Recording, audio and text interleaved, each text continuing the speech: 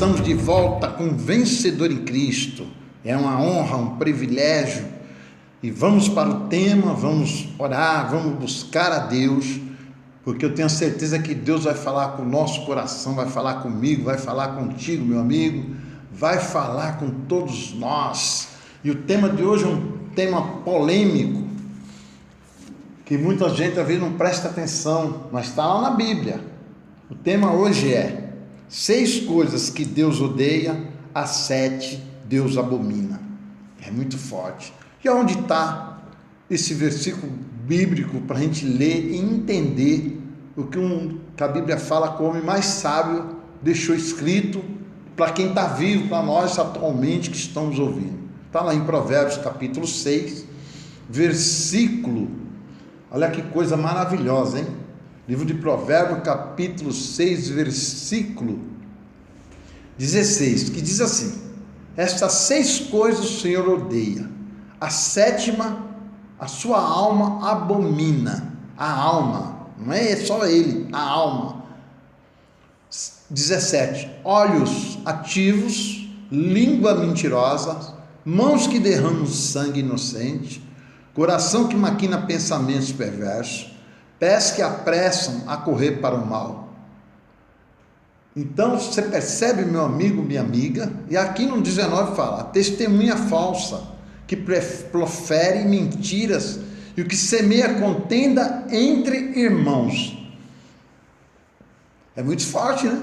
Muita gente quando lê isso aí pensa que é contenda entre irmãos de carne, sanguíneo, irmão, irmã, nascidos do mesmo pai e da mesma mãe. Também, só que aqui está falando um contexto espiritual para aquele que já conhece a Deus e faz esse tipo de coisa.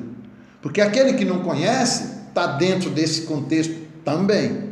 E aquele que conhece a palavra também está nesse contexto.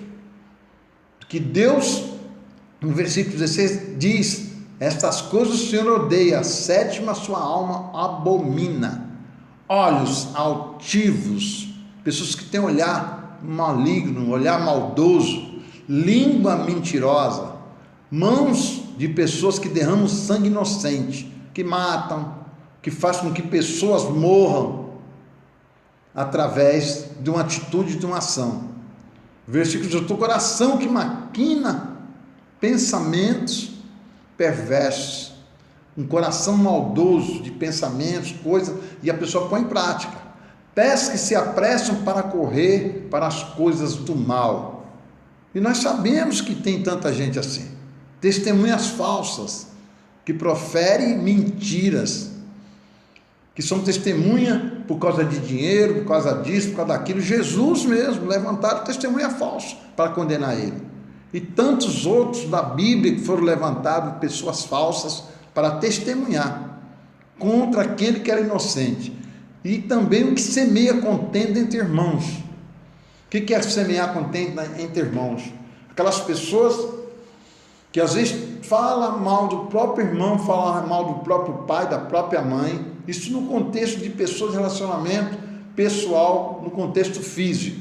Vamos para o espiritual, que está o físico junto também. Quando a pessoa, por exemplo, congrega numa igreja, num ministério, e ela começa a falar mal de outros ministérios, e fala para as pessoas do outro ministério determinadas coisas, essas coisas chegam na vida de outras, no ouvido de outras pessoas, vai até o coração de outras pessoas.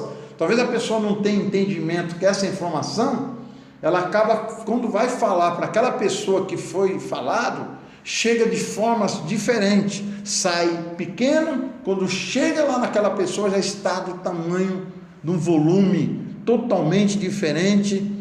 Então isso é semear contenda.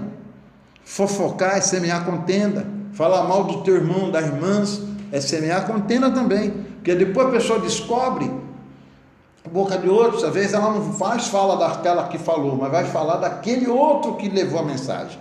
Aí começa a ter contenda.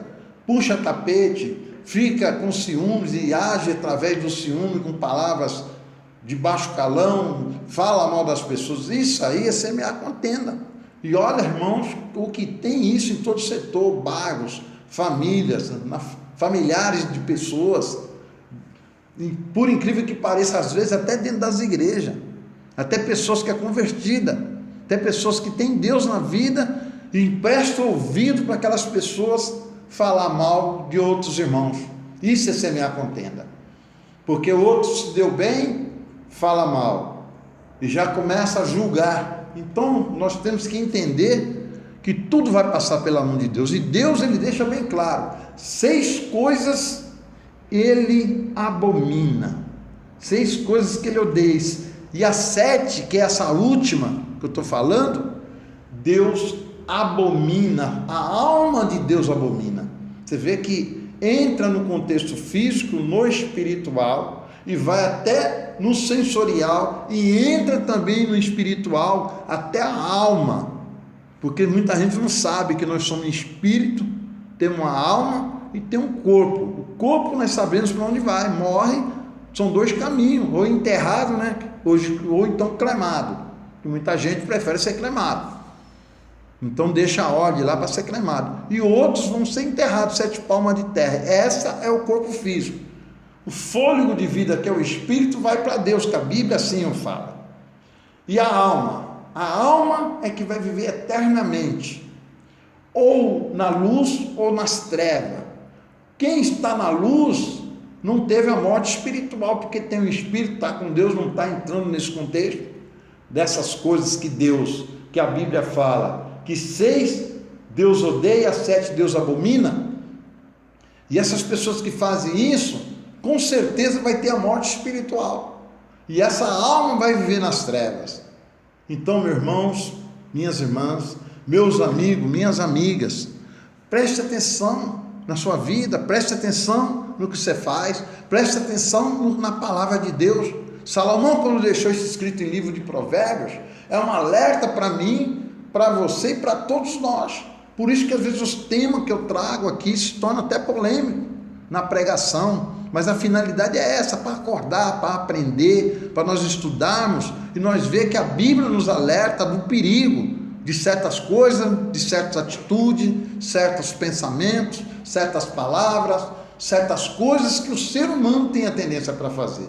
E a forma de se livrar disso é procurar conhecer a palavra de Deus, conhecer a Deus, para a gente depois ter um equilíbrio, para a gente saber para onde temos que ir. A Bíblia deixa bem claro: se conheceis a verdade vos libertará. E como conhecer a verdade se você não conhece a palavra de Deus?